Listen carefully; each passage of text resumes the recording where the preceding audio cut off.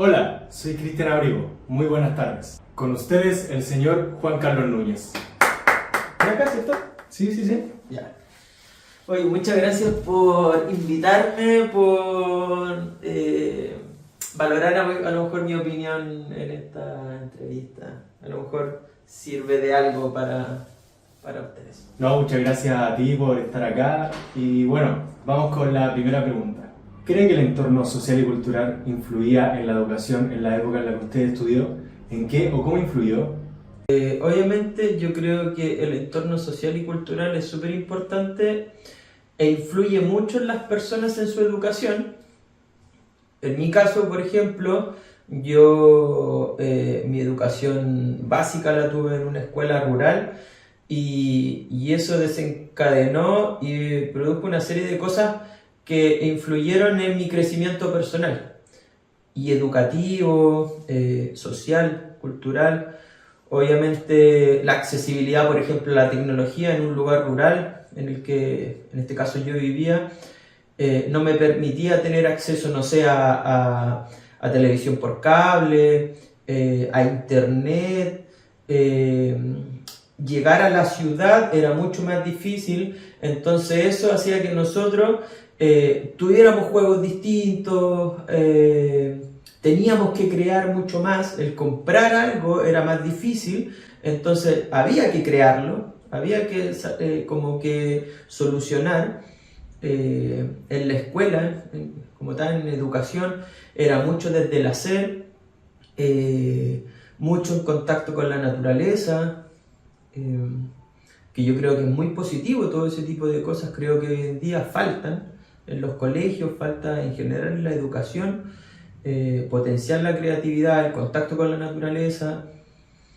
Y también hay factores que son, no sé si negativos, pero hay un tema cultural, por ejemplo, el acceso a, no sé, al teatro, a la danza, a, a escuchar distinta música, a asistir a conciertos en una educación como la que te estoy comentando, también se hace más difícil. Entonces ahí tenemos una cosa que en contra. Asistir a teatros, por ejemplo, que eso en grandes ciudades se da mucho. Entonces, obviamente va a influir el entorno social y cultural en cómo uno se desarrolle como persona, como individuo, en la educación y así. Para continuar, ¿cómo se relacionaba usted con sus profesores y compañeros? ¿Cómo me relacionaba con mis profesores? Me relacionaba de muy buena forma, muy cercano. Además que tuve muy buenos profesores también, muchos profesores normalistas. Entonces, como te decía, mi relación era muy cercana, era muy de participar, era muy de conocer también los profesores a cada niño o niña, y como te comentaba anteriormente, en escuelas rurales, chiquitas, como que se da eso, muy de comunidad, ¿ya? Entonces era muy buena la relación. ¿Qué aspectos positivos podría recordar usted de esa etapa escolar? ¿Qué aspectos positivos puedo recordar de mi etapa escolar? Yo lo separaría. La primera, mi enseñanza básica muy buena. Muy desde el hacer, muy desde el crear, muy desde explorar, muy de comunidad también. Mi etapa de educación media fue distinta porque mi vida también cambió en el sentido de que me empezaron a gustar otro tipo de cosas que en el colegio donde yo estudié en un colegio técnico, entonces hay cosas y yo me dedico al arte, entonces no tenía mucho la oportunidad de explorar mucho en esa área, entonces como que tuve que salir a buscarlo afuera. Y eso influyó en que no participaba mucho de actividades del colegio, o sea, algunas. Mi relación con mis compañeros también ya no era la misma porque yo buscaba otras cosas mientras que algunos compañeros buscaban también las suyas que entre comillas se alejaban unas con la otra. En un colegio técnico industrial donde había carreras como construcción, mecánica, yo estaba en el otro lado, yo estaba en el área de la danza, del teatro, del circo, de explorar, de otra cosa. Entonces fueron etapas muy distintas. Lo único que podría decir que se unen entre sí ambas, educación básica y media en mi formación, fue también desde el hacer en un colegio técnico. Todo el rato es hacer, crear, ir jugando también con distintas materialidades, generar proyectos. ¿Me podría decir cómo fue su rendimiento en la escuela o liceo? ¿Cómo fue mi rendimiento? Fue bueno, pero sin duda cambió en la educación media los últimos años porque yo ya tenía claro que yo quería hacer arte, ¿no? Entonces fui dejando cosas de lado para potenciar, en este caso, la beta artística que me gustaba. Entonces yo a veces privilegiaba, no sé, asistir a un ensayo de danza en la escuela de danza en la que estaba, o a un ensayo en un taller de teatro, a ir a, no sé, al colegio a veces, pues entonces faltaba y eso. Pero en general bien, siempre como que nunca tuve problemas como de aprendizaje.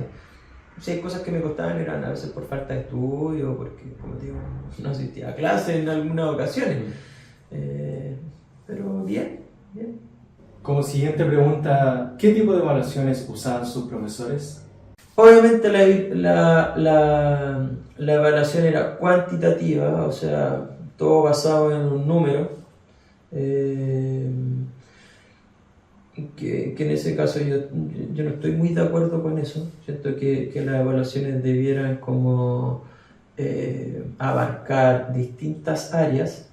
Creo que las personas no son números, ¿ya? Y todos tenemos distintas virtudes, distintas actitudes, cualidades, eh, tenemos distintos talentos, entonces yo creo que debiera evaluarse de forma distinta. Hoy en día se hace, como que se generan varias tablas de evaluación o rúbricas de evaluación según lo que uno esté haciendo, pero aún así sigue siendo un número en la mayoría de los casos. Yo creo que ahí es donde está el tema. Y eso, claro, yo crecí y me formé con esa evaluación cuantitativa y bien, es el método, o sea, es la forma que se tiene en este sistema educacional chileno. ¿Usted cómo estudiaba o hacía sus trabajos? Mi trabajo en general en casa, en ese tiempo muy poco trabajo en un computador porque no había mucho acceso como a buscar información, descargar entonces era muy desde el libro, de buscar en un libro, de juntarse con compañeros, realizar algún tipo de trabajo. Ocupé mucho el proyector donde habían unas especies de láminas transparentes donde uno tenía que escribir y si te equivocaba y como que ahí quedaba. Y eso, pero trabajo en grupo, mucho libro, mucho buscar, mucho hacer. Y por último, ¿qué diría de la conducta o comportamiento de sus profesores para su aporte a su desarrollo y aprendizaje? ¿Qué diría de la conducta y comportamiento de mis profesores? Yo siento que antes los profesores tenían mucho más poder y poder en el buen sentido. Siento que influían mucho más en la conducta que uno tenía. Uno sentía respeto por el profesor, sentía, ¿cómo se llama?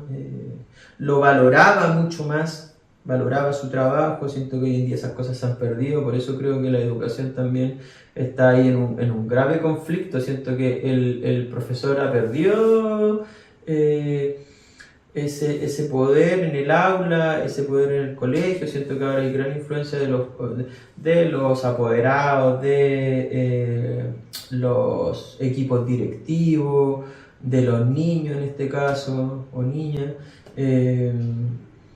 Entonces, pero en mi caso influían de muy buena forma. Siento que fueron muy formadores, muy formadores, tanto en lo académico como en lo personal, como en crear personas de bien, no solamente pensando en cuánto sabíamos, sino también cómo nos podíamos desenvolver en la vida, con las herramientas que ellos podían entregarnos.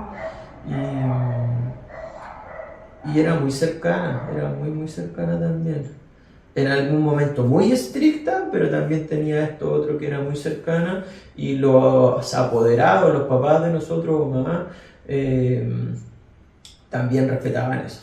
La decisión del profesor se respetaba, lo que decía él era como entre comillas lo correcto, y yo creo que eso era bueno. O sea, obviamente un profesor también puede tener errores, puede fallar en ciertas cosas, pero creo que un profesor nunca te va a decir algo como para perjudicarte.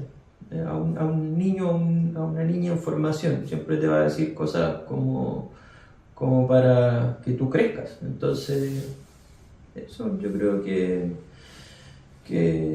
o sea, en lo personal, muy, muy cercana, muy desde el respeto, y eso.